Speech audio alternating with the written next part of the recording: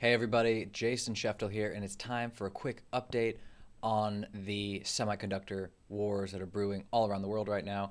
And the key player today is Intel. So, Intel is essential to all US semiconductor manufacturing hopes and dreams and interests in the history of it and everything, really. Intel is a huge part of the story of the second half of the 20th century, the whole technological, computer based innovation, all that growth. That's a major thing. Intel in general was once the dominant company in the semiconductor space, and I have another video that talks about this a little bit, and it's an interesting story, but right now the thing to know is that Intel is kind of on the ropes, and it needs to make really big changes to accommodate to a changing world, and it's going to have to fight for years to get back to the top and to compete really with Samsung and in particular TSMC, who is the big Taiwanese semiconductor manufacturer. And this is going to be tough. There's no way around it. And Wall Street isn't going to like the quarterly earnings for the next few years. It's just not going to look good. And the massive investments that Intel is going to have to make to keep competing in this industry, they're just going to be immense. I have another video about Chinese semiconductor woes and why, and some of the reasons why the long hoped for Chinese semiconductor manufacturing renaissance never quite happened and isn't likely to happen, although there's still going to be money most likely pumped into it for a long time to come. But for Intel, it has to pay the toll, right? It has to pay to play. And this is not going to be good for its short-term earnings, anything like that, but it's definitely the right long-term move for the company.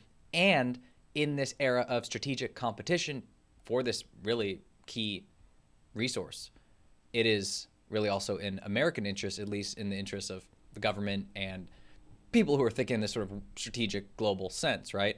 If you're an average person, it doesn't really quite matter to you. But this is a real thing. If you look, anyone who knows just how much China is obsessed with semiconductors has got to pay attention to what's going on in the United States. So let's quickly talk about it.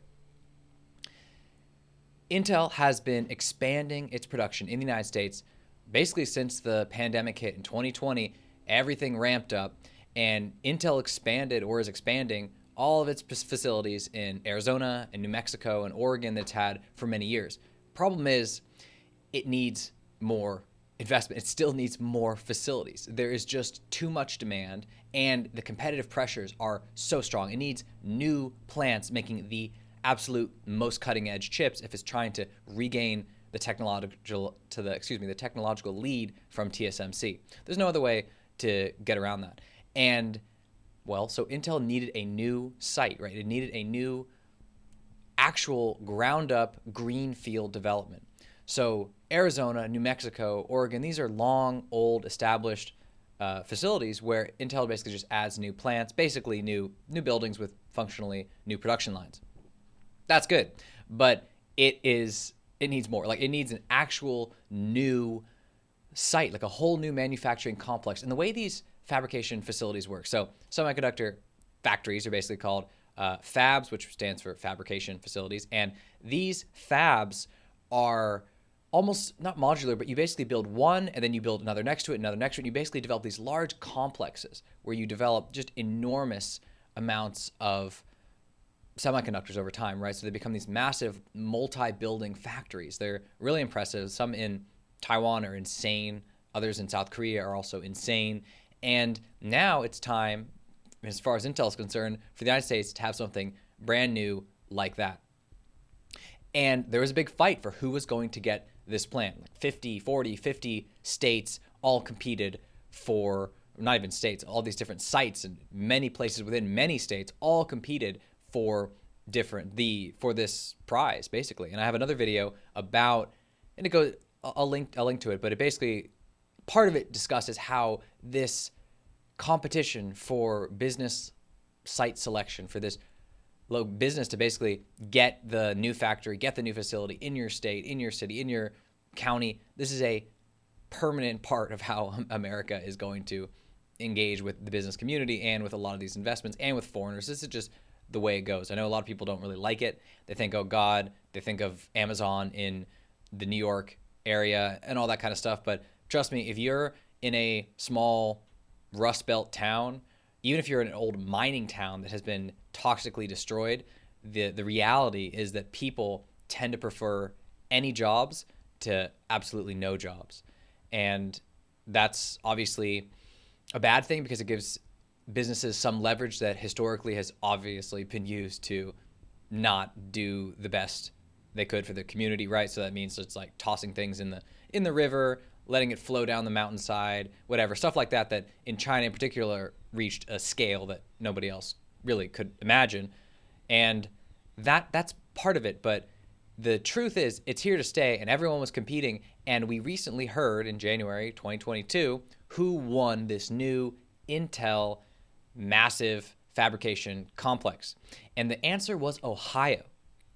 So this is very interesting. I have another video on the shift in the center of, or the heart of, the American industrial system. And basically it's about how the core of American industry has been slowly but surely shifting farther and farther south from the Rust Belt, the sort of Great Lakes, Midwest type region, farther south towards, roughly speaking, the Tennessee Valley.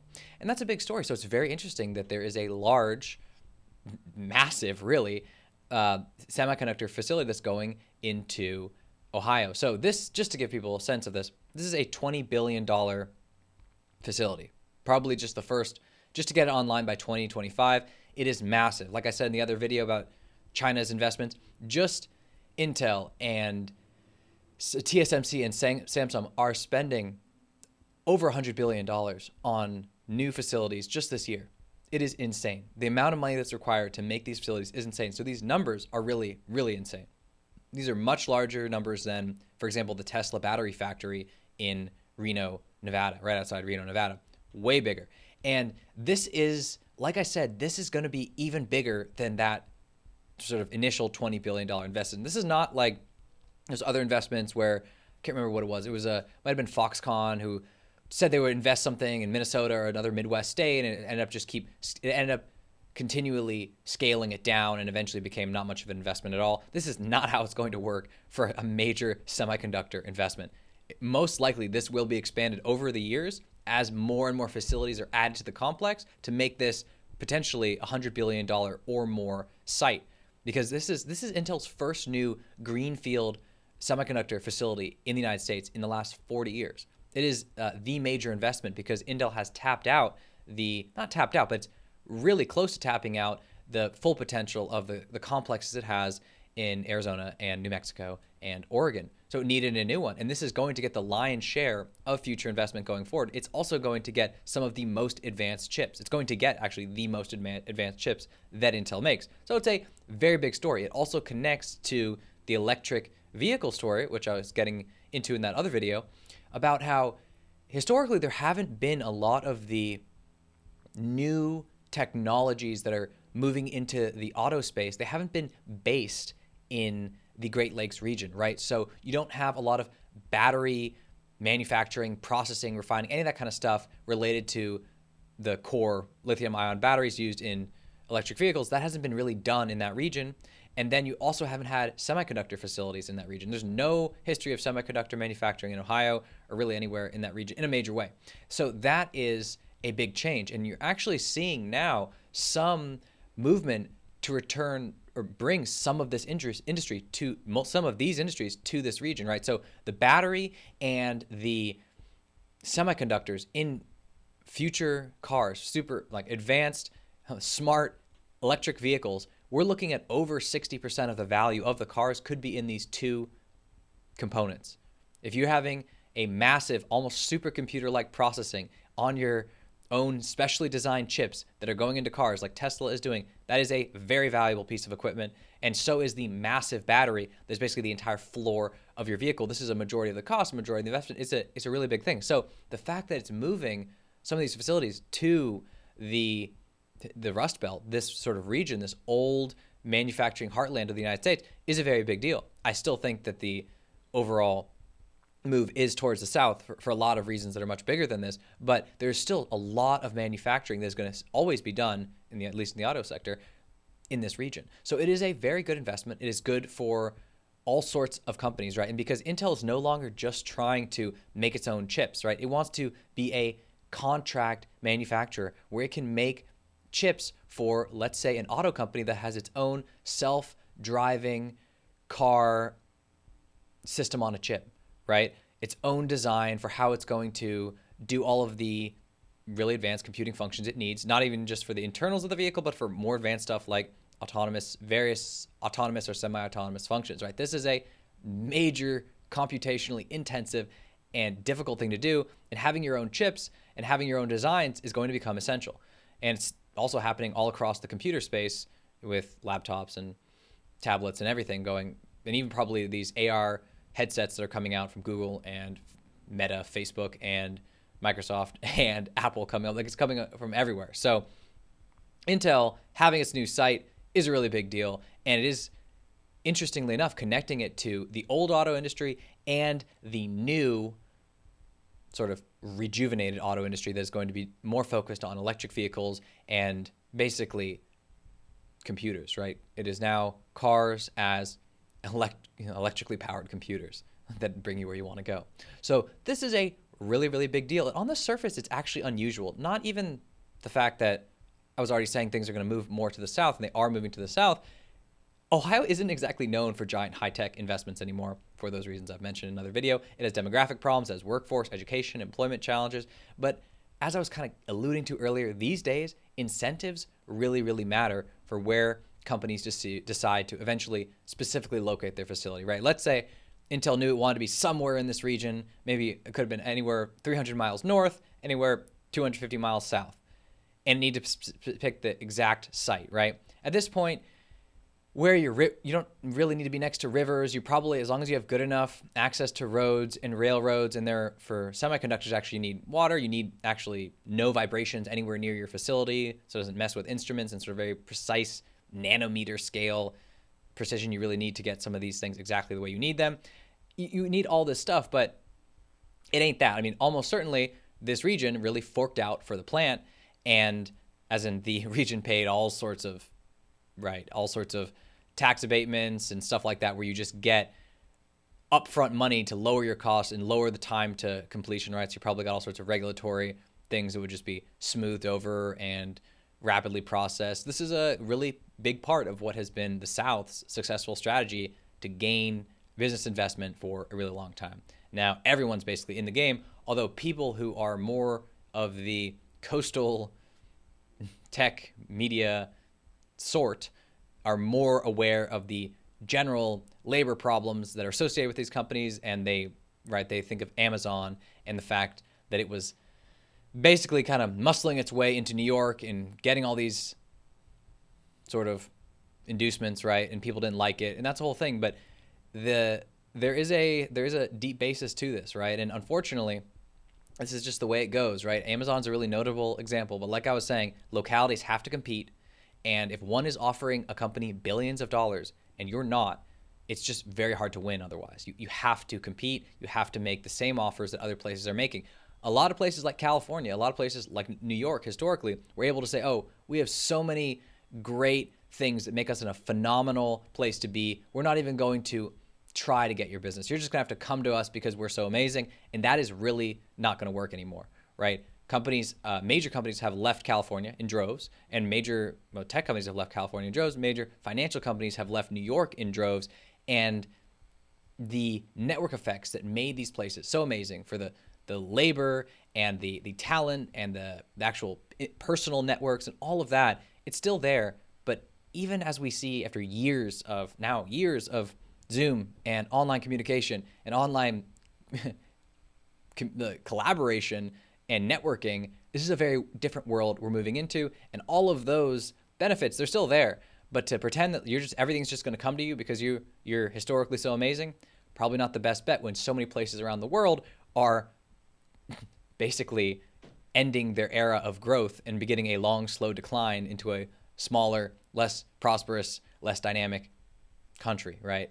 Set of countries. That's just the way it is. And honestly, the whole site selection, who's going to get which city is going to get which plant, and trying to fight it, it's kind of like the idea behind it, you can't really stop the competition because it'd be like trying to make human dating easier by getting everyone to stop working out or eating well or using beauty products or getting cosmetic procedures or doing any of that, right? You have to get everyone to agree to stop doing what they're doing. And that's never going to happen, right? It's the exact same thing in this situation. And because there's dozens of different states with different rules, there's no federal government ability to actually regulate what anyone does, right? You can't regulate what some local government does without massive, massive laws and fights and stuff. That's not going to happen for a long time. So this is the way it's going to be. And this is also really still big news because not only is this a massive investment in Ohio and in the U.S. manufacturing, semiconductor manufacturing industrial base, it is a major thing for these chip manufacturers as well, because what's so interesting about this is an investment this large is it's really insane. And so there is a bill that passed the Senate but never made it through the House that was supposed to give $50 billion or so to encourage further semiconductor manufacturing in the United States. It was currently, or it is still currently, I believe, held up by basically some problems within the Democratic coalition about whether this is needed, how it should be done, and is it sort of balancing all these interests, right? So in the same way that a lot of people don't want companies to get huge tax write-offs and stuff for moving into their cities, there's a lot of discord over giving these subsidies to companies without also doing stuff for workers or for communities or for the environment. There's a massive nexus of competing interests, and the subsidies to semiconductor manufacturers has sort of been withering on the vine a little bit. But the crazy interesting thing is that even though they're not getting these billions of dollars, Intel has still already gone forward without this money, right? It is very rare for a company to not wait for potentially billions of dollars to help it fund, a massive capital investment that is almost on the books in the government, and just to do it themselves, right? It's really, really rare. And the reason is because Intel is facing enormous, enormous competitive pressures and demand pressures. So there is a need to make moves now, especially while Intel is, like I've said before, behind in this race. So this really matters. And unlike Chinese semiconductor investments that I mentioned in the other video, this isn't from a no-name company, but a real big dog in the industry. And it's not for a research facility, it's for a major production site. And this is really interesting because this is not usually how it is. Typically, it's China building out the massive facilities and the massive production, and the United States that does sort of smaller scale research and investment without the economies of scale in production that you always see almost religiously in China throughout so many industries. So it's a very different situation. But the truth is, the US and China are stuck in the same boat with semiconductors. Truth is, both countries don't have all the semiconductors they need, and they both have to try and advance or increase their percentage of particularly the really high-end chips, and that's just the way it is. China has a worse problem because it needs more chips, and it lacks them while having hostile relations with the countries that make them, right? So Taiwan and South Korea in many ways, these are very tense relationships with China as well as the United States. So this is a tough situation to be in, which is very different from the United States, which is fortunate enough to be allied with the countries that make all these chips, whether it's South Korea, Japan, right? All the East Asian countries that aren't China, or Taiwan, including Taiwan, Japan, South Korea, and the United States. These are all allies of the United States. And so it's less of an enormous worry for the United States as it is in China. Obviously, if there's some sort of conflict with China, that would make it a real problem because the actual supply chains would be threatened. But the actual political basis of these investments, they're not threatened just by the nature of the sort of deteriorating relationships you see in East Asia, right? It is a different thing. And it is also really a fortunate thing for the United States that it's able to get major investment in the United States in this sector in a way that in a lot of sectors the United States really can't get, right? When Trump tried to get that whole Foxconn facility to build panels or whatever it was, it never made much sense. It wasn't able. There weren't the actual. There wasn't an economic basis for it in the sense of the costs of training the labor force and making the massive investment and trying to scale up the plant and trying to develop all this stuff. It didn't actually pan out the way something like Intel's facility does, where it's very, very like I said, it's very, very likely it could lead to over $100 billion of investment in real facilities right there. So it's a big thing. And this massive U.S. consumer market is another really big factor, right? So if you're Foxconn and you're just building, I actually believe it was like basically plasma TVs, something LCD, something like that. I actually forget, but something like that that is supposed to be a consumer electronic device for the basically the very, very fickle U.S. consumer. That is a much more difficult thing to get off the ground because you don't know if you're competing with all the other largely undiversified TV manufacturers or what have you that are all competing for these same consumers. It's very different than in the US where you have all the major corporate clients, the Apples, the Googles, the Intels, the car manufacturers that all want these chips. It's a big reason to do this and for Intel to make that investment and for it to work. And it's also something that pulls in with all the national security concerns of the United States, the defense industry, to bring more of this production to the United States. China obviously has similar needs on the consumer side, but it just doesn't have the companies that exist, right? The United States is just very lucky in the sense that Intel, for all of its problems and its fall from grace, is still an American company and actually does this manufacturing in the United States and can make these investments and make them happen. So the general principle here that's kind of more interesting even than this investment and then the fact that the semiconductor investment is actually working out better in the United States than in China.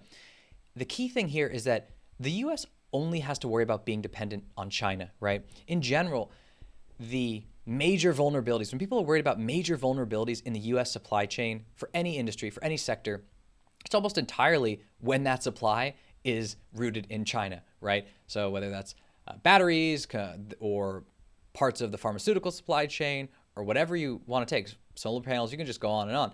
There is the dependence on China that people really don't like. But in China, it's actually a bit different. It's not just, well, it's rarely dependence on the United States for all sorts of things, but although it is in some areas, but it's also the fact that China just worries about being dependent on almost anyone and everyone. Can't be dependent on South Korea or Taiwan or Japan or India or the United States or even Mexico or Canada or anyone. Every single person is not on China's team, and they're often on the American team. So to put it into a personal context, you can think of China as, if you're in a high school, China is one of those kids who's isolated, alone, and has no real friends, even though he's really strong, seems smart, seems on it, seems focused, seems determined. He's just isolated, alone, and friendless, right? So this person in general doesn't trust anyone and feels the need to be totally self-sufficient and uber powerful and to display that power all the time, right?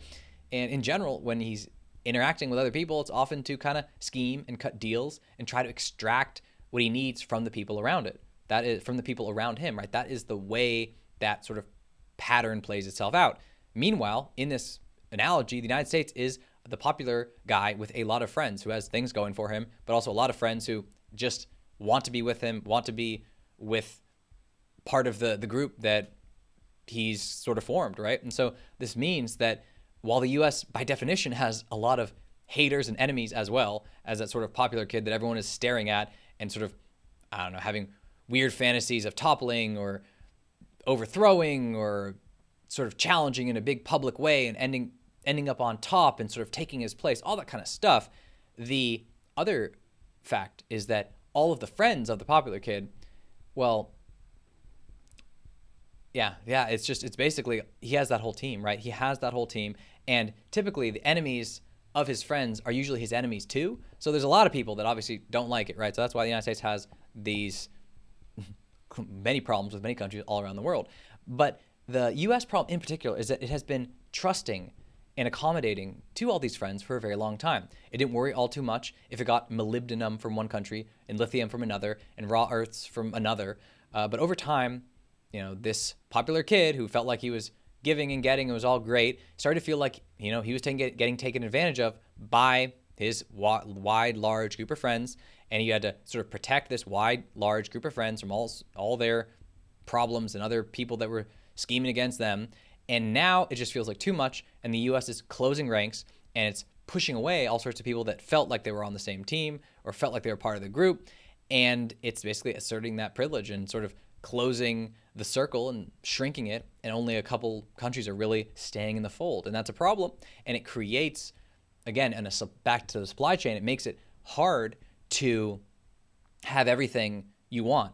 But all these, people, countries that sell things, that have things the United States wants, they're still not, they may not be part of the circle anymore. They may not be part of the cool kids, the group, but they still aren't a major threat or vulnerability, unless obviously some giant catastrophe just knocks it offline. That's always a problem, but they're not a threat in the same way that China feels like the US and all of its popular friends are a threat to its core interests. So basically, one country, the United States, has options in this context, and China, the other one, the less popular one, the isolated, alone, friendless, yet powerful kid, just doesn't really have the same option. So even if the US pulls back, most people will still want to be friends with it, right? But if China stops bribing and trying to muscle its way into everything, well, it's just going to be left with a bunch of burnt bridges, and it's still going to be all by itself, which is something we're starting to see already. And that is that for this video. I hope you guys enjoyed it. It was long, it was rambling, it went to many interesting places, from semiconductors